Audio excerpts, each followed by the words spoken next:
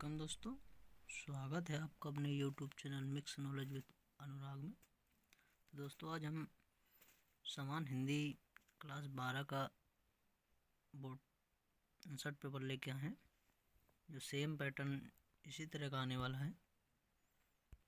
कुछ सेम आएगा दोस्तों, ठीक है, सेम आने वाला है। समय आपका 3 घंटे 15 मिनट का होगा। पूर्णांक 100 का होगा।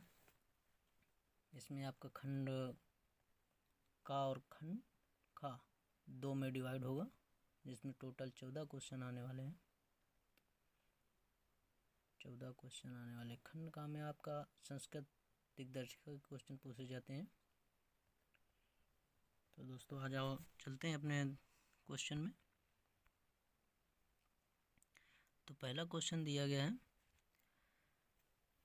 खंड का शिक्षा का उद्देश्य निबंध के लेखक कौन है। दोस्तों शिक्षा का उद्देश्य निबंध के लेखक कौन है, ये पूछा गया है। तो कौन है दोस्तों? क्वेश्चन नंबर इसका हमारा 2 सही होगा, यानी कौन है? संपूर्णानंद जी। नेक्स्ट है हमारा इसी का खा नंबर लल्लू लाल की रचना है कौन सी है? लल्लू लाल की रचना कौन सी है? ऑप्शन में दिया सुख सागर, प्रेम सागर, परीक्षा गुरु, रानी केत की कहानी। तो कौन सी है दोस्तों? जी हाँ, प्रेम सागर। कौन सी है? प्रेम सागर। और ये सुख सागर किसकी है? सुख सागर दोस्तों मुंशी सदा सुख लाल की है। ये हिंदी की प्रथम खड़ी बोली की रचना है। परीक्षा गुरु लाला श्रीनिवास दास की जो हिंदी की प्रथम उपन्यास है। इसको भारतेंदु युग में लिखा गया, 1882 में लिखा गया था। और रानी केतकी की कहानी, रानी केतकी की कहानी, हाँ रानी केतकी की कहानी किसने लिखी है? इंशाअल्लाह खां। खड़ी बोली की प्रथम कहानी अगर पूछ ले जाए, हिंदी खड़ी बोली की प्रथम कहानी कौन सी है? तो रानी केतकी की कहानी। कौन सी है? रानी केतकी की कहानी। नेक्स्ट है दोस्तों खा नंबर, यानी ग नंबर है। ग नंबर पर्दा। क्या है? पर्दा। पर्दा कहानी के लेखक कौन है? पर्दा कहानी के लेखक कौन है दोस्तों? जी हाँ, यशपाल। कौन है? यशपाल। चौथा नंबर सही होगा आपका। नेक्स्ट है दोस्तों घ नंबर है आवारा मसीहा के रचनाकार कौन है? आवारा मसीहा के रचनाकार कौन है? तो ऑप्शन नंबर पहला होगा विष्णु प्रभाकर, रामवृक्ष बेनीपुरी, राहुल सत्यकृत्यायन, रंगे राघव। तो कौन है दोस्तों? जी हाँ, कौन है? विष्णु प्रभाकर, यानी पहला नंबर सही है। नेक्स्ट है दोस्तों बाणभट्ट की आत्मकथा। क्या है? बाणभट्ट की आत्मकथा किसने लिखी है? किसने लिखी है? हाँ जी, पहला ऑप्शन होगा, क्या है पहला? महावीर प्रसाद द्विवेदी, सरदारपुर सिंह, और क्या है?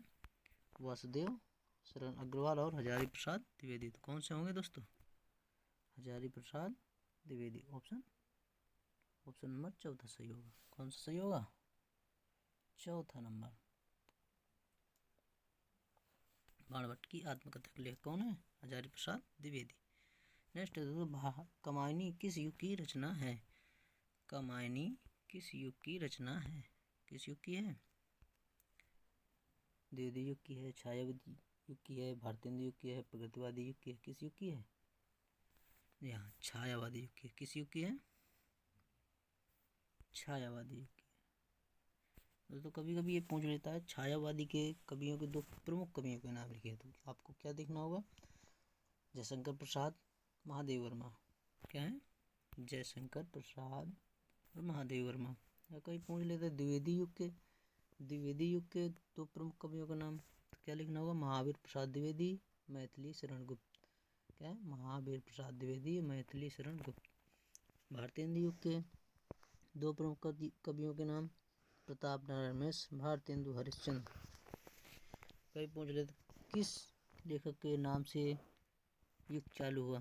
कौन से? भारतेंदु हरिश्चंद्र हो गए, और महावीर प्रसाद द्विवेदी की नाम से। नेक्स्ट है दोस्तों प्रश्न नंबर 2 का है निम्नलिखित कवियों में से कौन प्रगतिवादी युग के हैं? हैं, कौन से हो गए? नेक्स्ट है अग्रदास, तुलसीदास, नावादास। क्वेश्चन नंबर हमारा कौन सा सही होगा? ऑप्शन नंबर चौथा सही होगा। नेक्स्ट है दोस्तों, तार सप्तक का प्रकाशन कब हुआ?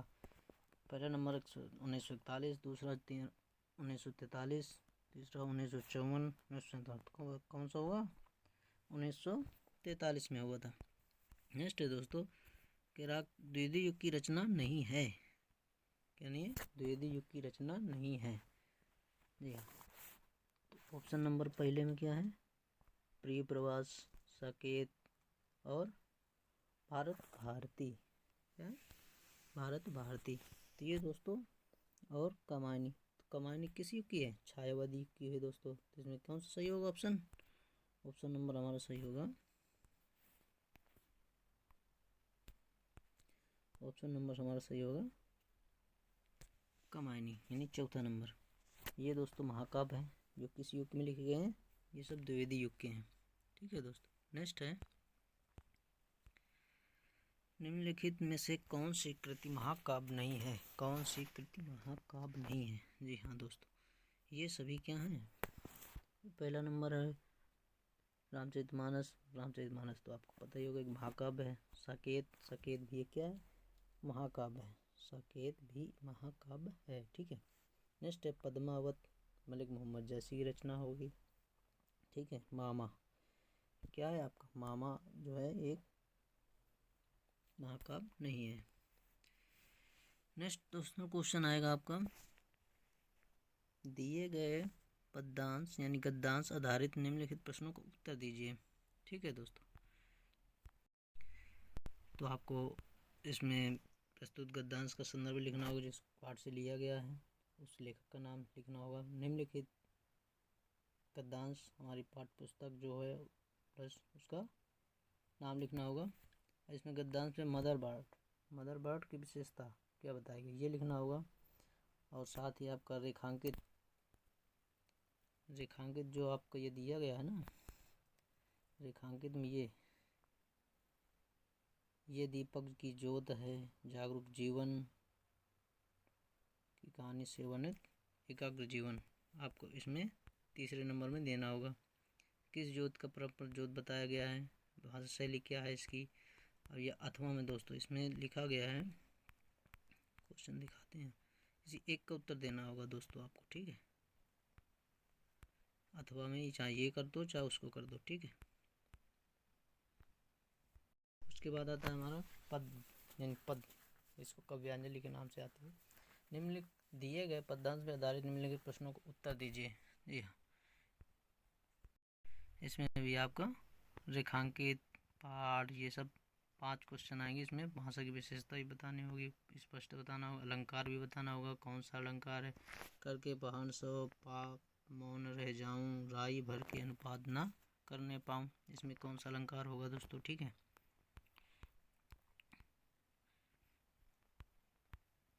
और इसके बाद आता है आपका क्वेश्चन नंबर 5 में आएगा, निम्नलिखित में से किसी एक लेखक का, या किसी एक लेखक का परिचय देना होगा।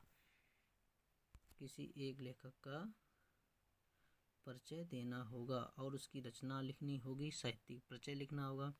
ये सब महत्वपूर्ण है। Doctor Hazari Prasad Dwivedi, doctor APJ Abdul Kalam, Harishankar परजाई। ठीक है, ये बहुत ही इम्पोर्टेंट है तीनों। नेक्स्ट है, ये तो आपके लेखक हो गए, और नेक्स्ट कवियों में आते हैं दोस्तों।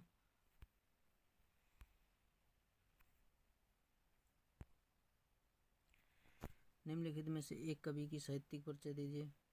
Maithili Sharan Gupt, very important.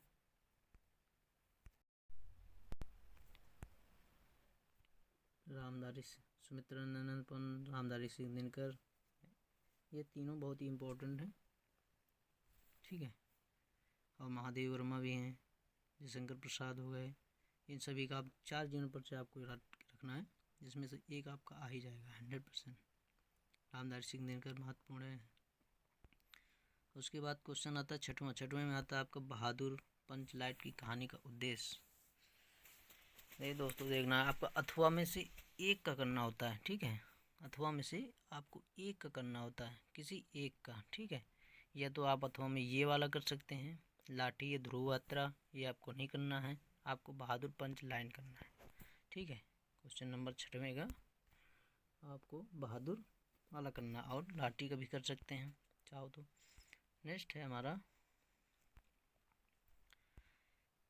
Question आएगा हमारा, स्वपठित महाकाव्य पर आधारित किसी एक खंड का एक प्रश्न का उत्तर देना होगा आपको, जिसमें से आपका श्रवण कुमार खंड काव्य के नायक का चित्रण आ सकता है, लिखना होगा, या आप श्रवण कुमार खंड काव्य के आधारित राजा दशरथ का चरित्र चित्रण, इनमें से किसी एक का आपको लिखना है। ठीक है, आपको दोनों नहीं लिखना है, एक ही लिखना है। दोस्तों चालू होता है हमारा खंड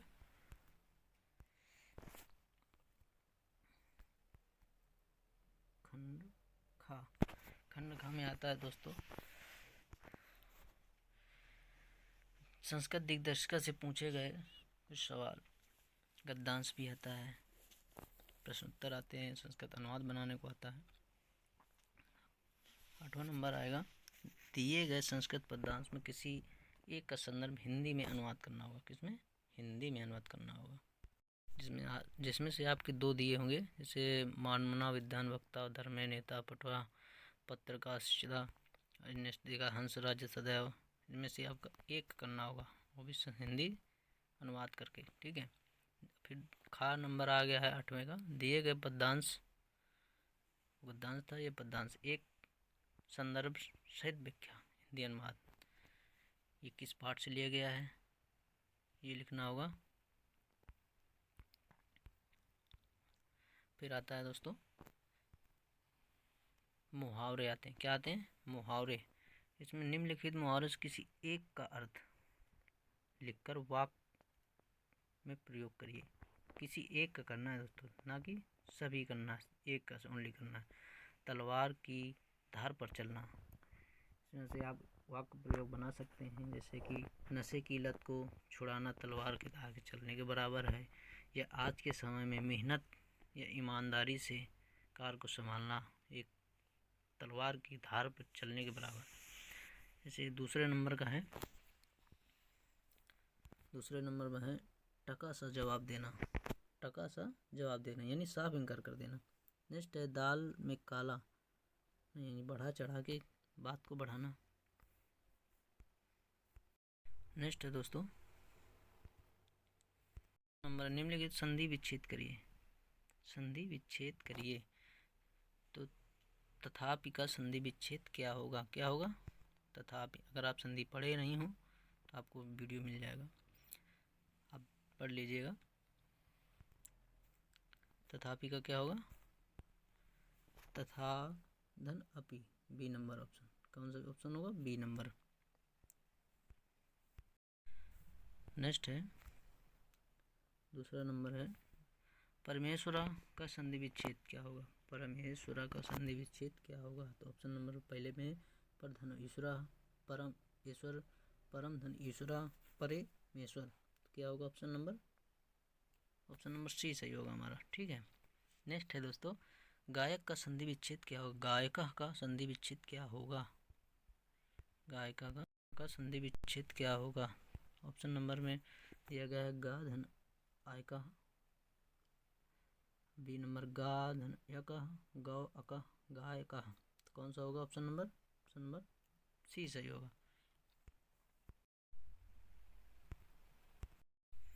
तो क्या होगा?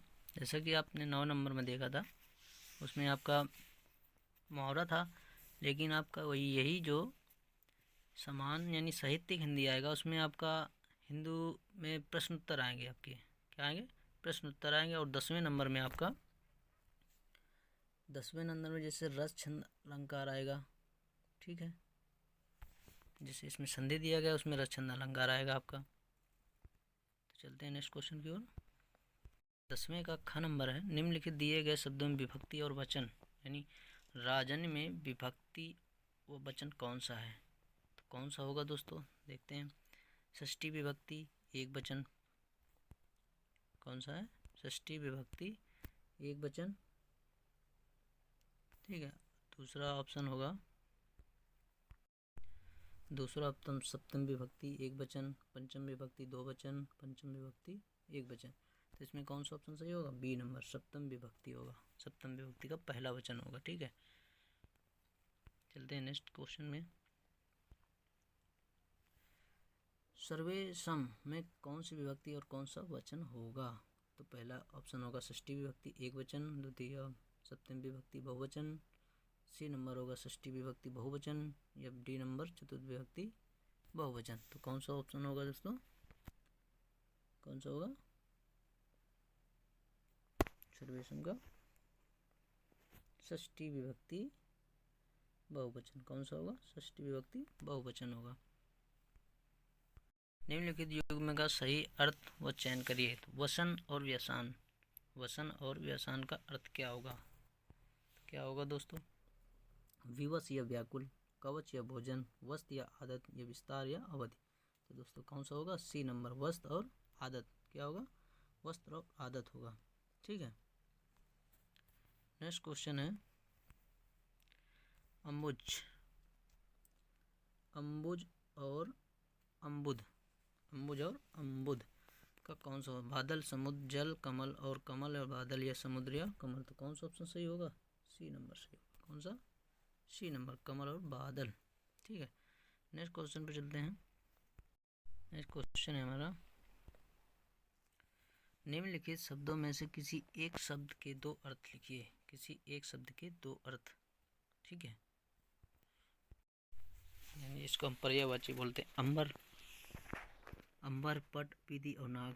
अंबर के क्या हो जाएंगे? आकाश और वस्तु हो जाएंगे। पट के पर्दा हो जाएगा, परत हो जाएगा। विधि का प्रणाली हो जाएगा, संगति हो जाएगा। नाग का नाग हो जाएगा, और कड़ैत बोलते हैं, कड़ैत वो हो जाएगा। घन नंबर है आपका। निम्नलिखित वाक्यांश में एक शब्द का चयन करिए। एक शब्द का चयन करिए जो आँख के सामने हो। जो आँख के सामने हो तो क्या कहें? नेत्र सम्मुख, प्रत्यक्ष, आँख के आगे, या प्रत्यक्ष आँख। तो ऑप्शन नंबर कौन सा सही होगा आपका? ऑप्शन नंबर होगा आपका सही बी नंबर। जानने की इच्छा रखने वाला, यानी जानने की इच्छा रखने वाला, क्या बोलते हैं उसको? जिज्ञासु। क्या बोलते हैं? जिज्ञासु।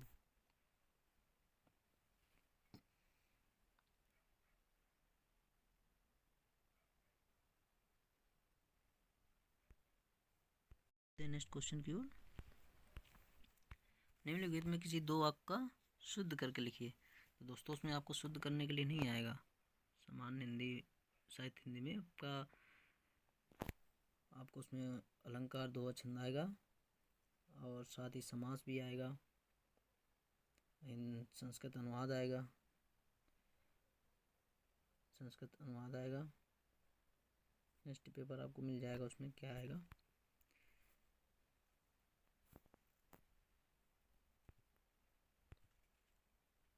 शुद्ध करके लिखना। कुर्सी तो, तुम तो कुर्सी पे बैठे हो। तो यहाँ क्या लिख देंगे? तुम तो कुर्सी में बैठे हो। इस सरोवर में अनेकों कमल खिले हैं। सम्मेलन में कवित्रियाँ ने भाग लिया, कवित्रियों ने भाग लिया। इनमें क्या सही करके लिखना होगा। ठीक है, गया वीर रस, हास रस का स्थायी भाव के साथ उदाहरण सहित लिखना होगा। उसमें स्थायी भाव महत्वपूर्ण इम्पोर्टेंट होगा वीर रस, और वीर रस के साथ ही आपका आता है, वीर रस के साथ आपका सबसे महत्वपूर्ण करुण रस। आपके चार रस जो मुख्य होते हैं, वीर रस, हास रस और श्रृंगार रस, करुण रस। ये चार में से आपको उदाहरण से हास रस, वीर रस, श्रृंगार रस और इसी का ग नंबर आएगा। अलंकार पूछे जाए ग नंबर में, दोहा, छंद, चौपाई, सवैया, ये सब पूछा जाता है। ठीक है, नेक्स्ट है आपका 13 नंबर क्वेश्चन आएगा आपका। इसमें बैंक खाते से या प्रबंधक को आवेदन पत्र लिखना। क्या आएगा? आवेदन पत्र लिखने के लिए आता है दोस्तों इसमें। ठीक है, पर उसमें आपका नहीं आता है। उसमें आपका आएगा लास्ट में आपका अनुवाद बनाने के लिए, विभक्तियाँ पहचानने के लिए, ठीक है, विभक्तियाँ पहचानने के लिए आएगा।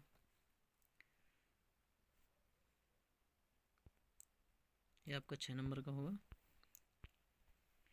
तो दोस्तों ये आपका वीडियो कैसा लगा? सेम पैटर्न होगा यूपी बोर्ड 2023, जो कि 16 फरवरी का फर्स्ट पेपर होगा आपका हिंदी, समान हिंदी और साहित्यिक हिंदी का। तो ये वीडियो आप लास्ट तक ज़रूर देखें दोस्तों। तो ये वीडियो आपको कैसा लगा? ये वीडियो आपको कैसा लगा ये ज़रूर कमेंट करके बताएं दोस्तों, ठीक है। समान हिंदी पूर्णांक 100, 3 घंटे 15 मिनट, ठीक है दोस्तों। मिलते हैं नेक्स्ट वीडियो में। Thank you for watching.